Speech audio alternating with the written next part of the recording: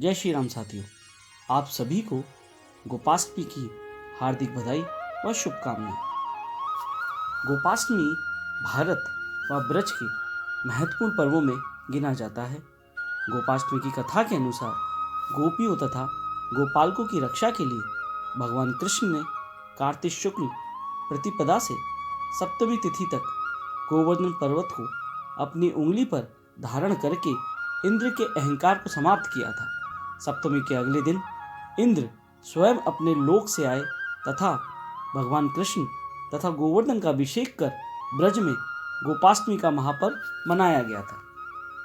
कार्तिक पक्ष की अष्टमी को गोपाष्टमी नाम से पुकारा जाता है। इस तिथि में गायों को स्नान करा के बछड़े सहित उनकी विधिवत पूजा करनी चाहिए।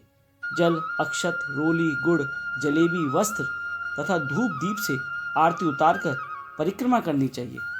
इसके पश्चात भोजन ग्रहण करना चाहिए। भारतीय संस्कृति में गाय का बड़ा महत्व माना गया है।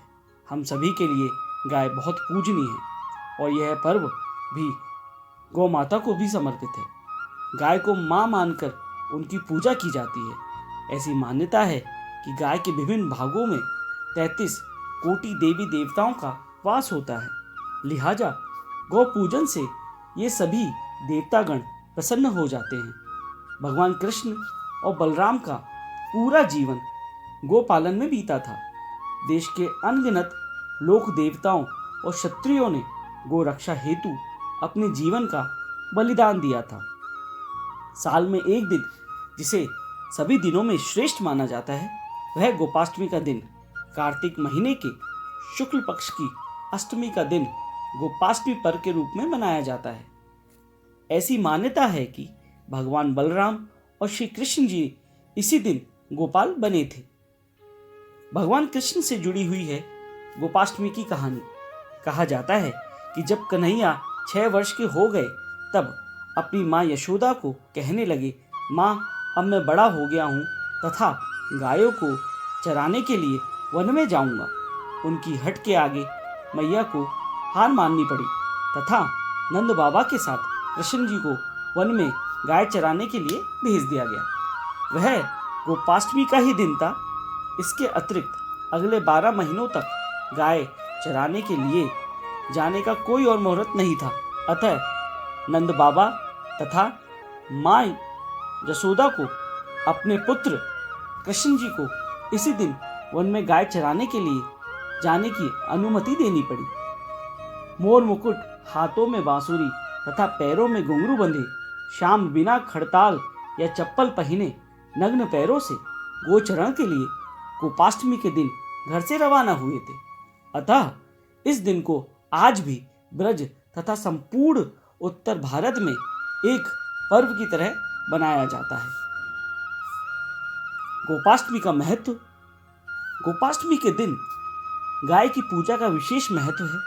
हिंदू धर्म की धार्मिक मान्यताओं के अनुसार कार्तिक शुक्ल अष्टमी के दिन गाय को प्रातः स्नान कर उन्हें मेहंदी आदि लगाकर उनका पूजन किया जाना चाहिए तथा पूजन के पश्चात काफी दूरी तक गायों के साथ चलकर जाना चाहिए। इसी तरह क्रियाक्रम करने से जीवन में सुख, समृद्धि तथा सौभाग्य की प्राप्ति होती है।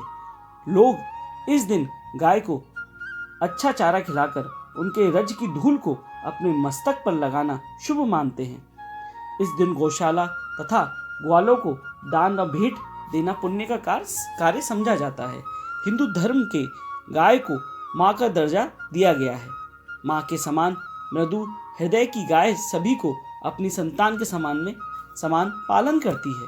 वह अपना अमृतमय दूध हम सबको पिलाती है। गाय मनुष्य जाति के लिए एक वरदान है। वह निस्वार्थ भाव से अनादि काल से हमारी सेवा करती आ रही है। गायों से हमें प्रत्यक्ष रूप से दूध, गाय का घी, दही, छाछ और बहुत सी चीज़ें मिलती हैं। गौमूत्र आज दवाइयों की तरह एक कारगर औषधि के रूप में गुणकारी है। कालजयी एवं गौरक्षक गोपालक भगवान कृष्ण द्वारा गोपाष्टमी के पर्व की शुरुआत की गई थी, जिन्हें आज हम मनाते आ रहे हैं। आप सभी को पुनः गोपाष्टमी की हार्दिक शुभकामनाएं। आपको मेरा इस ब्लॉग में गोपाष्टमी की कहानी अच्छी लगी हो तो मुझे सब्सक्राइब करें और मुझे लाइक करें, जिससे कि मुझे प्रोत्साहन मिलेगा और मैं आगे ऐसी बहुत सी कहानियाँ और इतिहास के बहुत से पन्ने आपके समक्ष रख पाऊंगा। बांके बिहारी लाल की जय। गोवर्धन गिरधारी महाराज की जय।